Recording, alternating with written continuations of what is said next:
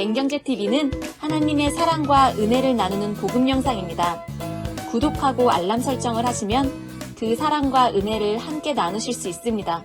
젊은 베르테르의 슬픔으로 유명한 독일의 대문호 괴테의 집에는 정치가, 문학과, 예술가, 실업가, 군인 등의 그 괴테의 문학을 선호하는 사람들이 모여서 담화를 나누는 일이 흔하게 있었습니다. 그런데 가끔 어떤 사람이 타인의 흉을 보거나 음담패설을 하는 경우가 있었답니다. 그럴 때면 괴테가 눈을 날카롭게 반짝이면서 이렇게 말했다고 합니다. 여러분, 종이 부스러기나 음식 부스러기들을 흘리는 것은 괜찮습니다. 그러나 남의 흠이나 음담패설을 흘리는 것만은 용서할 수 없습니다. 그런 더러운 말을 모두 주워 가십시오. 그리고 다시는 그런 더러운 말을 저희 집에 가지고 오지 마십시오. 흠을 보는 것은 공기를 더럽히는 겁니다. 맞는 말이죠. 이 영상을 보는 여러분의 집에도 마찬가지입니다. 절대로 나쁜 말이 돌아다니게 하면 안 됩니다. 부부 사이에 아무리 큰 갈등으로 인하여 심각한 다툼이 있을 때라도 욕을 하면 안 됩니다. 그러나 나이가 비슷한 부부들끼리 싸우면서 반말로 욕을 하는 일이 많다고 하죠. 부부 사이에 더 큰 금이 가는 것은 물론이요, 그것을 듣고 자라는 자녀들도 자연스럽게 욕을 배우게 되고 당연히 인성도 삐뚤어진다는 사실을 알아야 합니다. 어떤 부모는 자녀에게도 거침없이 나쁜 말을 합니다. 사람이 많은 곳에서 자녀에게 큰 소리로 상스러운 욕을 하는 그런 부모를 본 일도 있습니다. 돈을 잘 벌어서 자녀들을 잘 먹이고 잘 입히고 잘 가르친다고 무조건 좋은 부모가 아닙니다.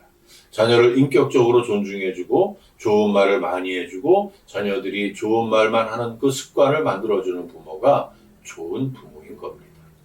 근데 꼭 겉으로 드러나는 욕설만 나쁜 말이 아닙니다. 자녀에게 하는 나쁜 말 중에 이런 말이 있습니다. 아이가 학교에서 전 과목 100점을 맞아왔습니다. 근데 칭찬하기에 앞서서 꼭 이렇게 물어보는 엄마가 있습니다. 너희 반에서 몇 명 100점 맞았어? 이거 정말 해서는 안 되는 말입니다. 그냥 내 아이가 100점 맞아온 것만 기뻐하고 칭찬해주면 되는 겁니다. 그게 좋은 말입니다. 아이가 나름대로 노력해서 좋은 결과를 거둔 것인데 그 100점짜리 시험지를 들고 집에 돌아올 때 어떠한 마음이었을까요? 아마 엄마에게 칭찬받는 상상을 했을 겁니다. 그 어린 마음에 얼마나 큰 기대와 설렘이 있었겠습니까? 그런데 칭찬은커녕 다른 아이들과 비교하는 것은 아이의 기대에 찬물을 끼얹는 거죠. 그래서 자기 말고도 100점 맞은 아이가 또 있다고 하면 아유, 시험이 쉬웠나 보구나, 별거 아니네 하면서 시큰둥해하는 겁니다. 내 아이만 100점을 맞았어야 비로소 기뻐합니다. 잘했다고 칭찬하고 동네방네 자랑하고 다닙니다.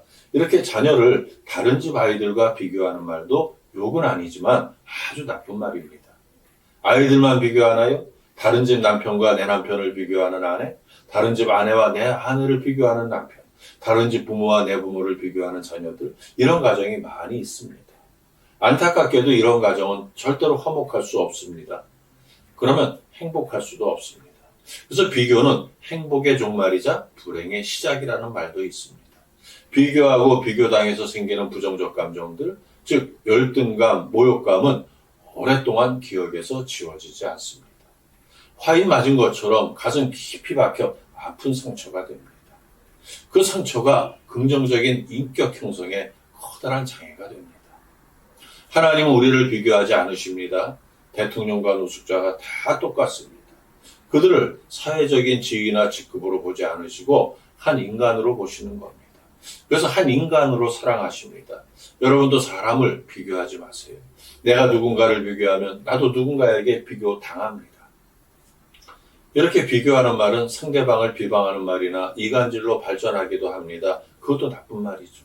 하지만 더 나쁜 말이 있습니다. 애틀란트 저널이라는 잡지에 기고된 모건 블레이크라는 기자의 글을 읽어드리겠습니다.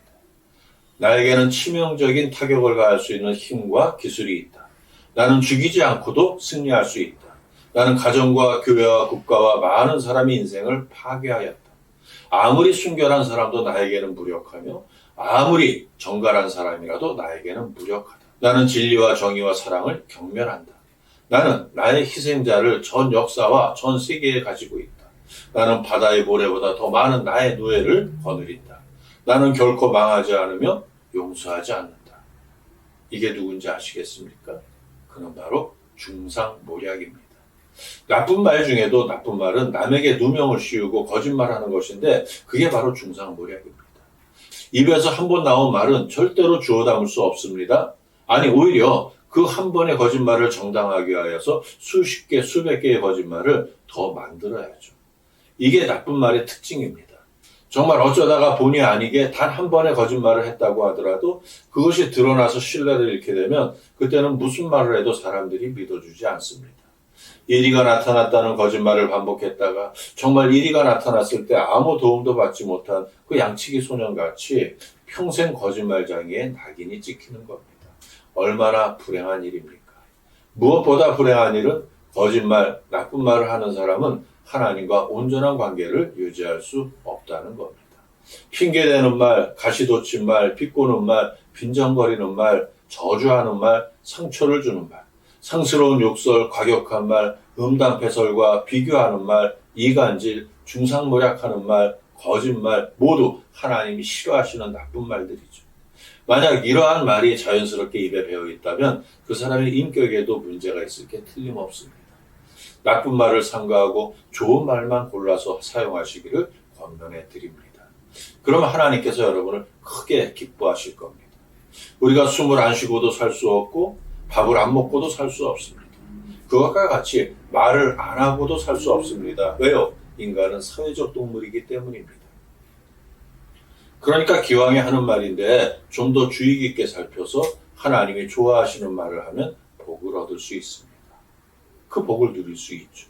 그러면 하나님께서 좋아하시는 말이 어떤 말입니까? 시편 34편 12절 13절에 이러한 말씀이 있는데 쉬운 성경으로 읽어드립니다. 즐거운 날을 보내고 행복하게 오래 살고 싶다면 이 말을 잘 들어야 할 것입니다. 먼저 여러분은 나쁜 말을 하지 말고 거짓말을 하지 말아야 합니다. 이 말씀을 역으로 보면 이렇게 이야기할 수 있습니다. 즐거운 날을 보내고 행복하게 오래 살고 싶으면 좋은 말만 하고 정직한 말만 해야 합니다. 좋은 말, 정직한 말이 어떤 말입니까? 이를테면 격려하는 말이 있겠죠.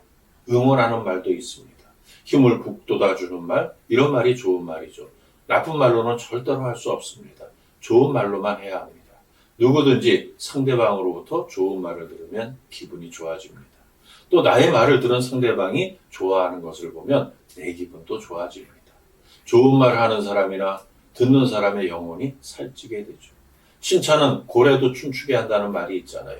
그러니까 칭찬도 좋은 말입니다. 사람들의 마음을 감동시키는 말도 좋은 말이고 온유한 말도 좋은 말이고 긍정적인 말도 좋은 말입니다. 이런 말을 하는 게 행복한 삶의 비결이죠.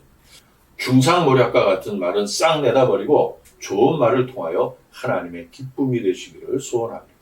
오늘도 함께해 주셔서 감사합니다. 주님의 사랑으로 축복합니다.